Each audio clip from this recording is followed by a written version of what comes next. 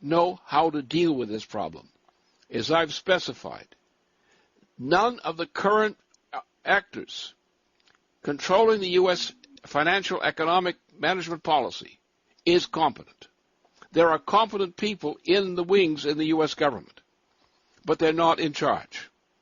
They're not shaping policy. We have a similar situation, even worse in some respects, in Western and Central Europe. Western and Central Europe is in a process of self-inflicted disintegration under the present Euro system. We have a crisis in Britain in which the dumping of Gordon Brown, which is something he richly deserves, but the world doesn't deserve it, because there is no one in the British situation who is capable of handling the situation from that side. So what you have is in Europe, the continental nations of Europe, of Western and Central Europe, have no competence presently to deal with the present situation. They don't have the institutional authorities or other competences required. The British system is chaotic, and a crisis there can be fatal. If the China break occurs, then the whole world system is going down, and it comes down to who's sitting on top of the policy shaping under emergency conditions in Washington. And I'm afraid that without my being in a kind of supercargo position to steer these guys to what they don't know how to do, I don't think the United States will survive.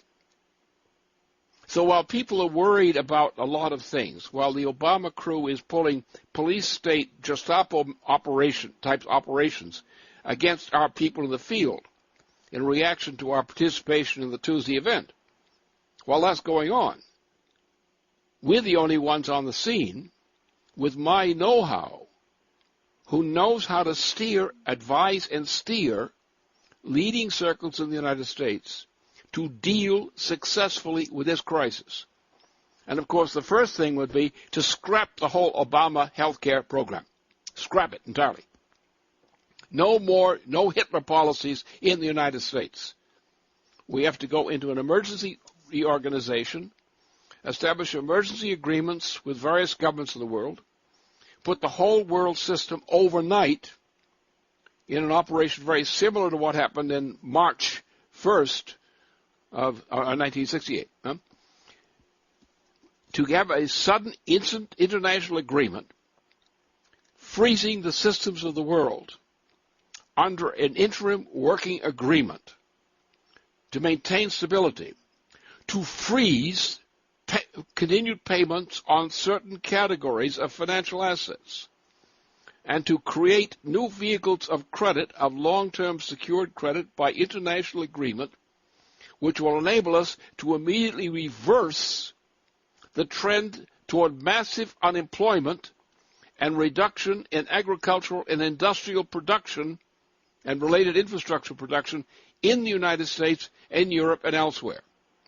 Emergency actions of that type can be taken. It requires immediate agreement among certain nations, at least a significant number of major ones, who, if they agree, can agree within 24 to 48 hours of negotiation on these kinds of measures. I know the kind of measures that will work, and I know where I can find the kinds of people who will know in various governments how to implement those kinds of measures. We can prevent this planet from going into a dark age, which we're on the edge of plunging into right now. And therefore, this combination. People are looking at the crisis that they want to look at. They're looking at the issues they wish to look at. They're looking at the problems they like to talk about. They are not facing the real deadly danger here. We are now in the process of a general breakdown crisis of the financial, monetary, and physical economic systems of the entire planet. There's been no such thing in all known history as history at any one time in this planet of this type. Certainly not in what we call normally ancient history since 1700 BC and so forth, up to the present time.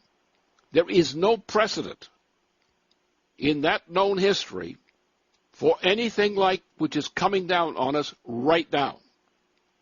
Nonetheless, since the problem is largely only money, and since if we can create a new credit system to replace the bankrupt present money system, we can prevent a physical breakdown in terms of the world economy. This will require agreements between the United States, Russia, China, India, and other countries. Those agreements can be put through if the right person is in charge, and I'm the person. And we can take the official institutions of government and simply by getting them together to realize what the problem is and what has to be done with a clear message from me on what they have to do, they can do it, and we can come out of this alive. That's where we are right now. That's reality. Any other discussion of any other view of this situation, locally or worldwide, is essentially a waste of breath, because that is what is really happening.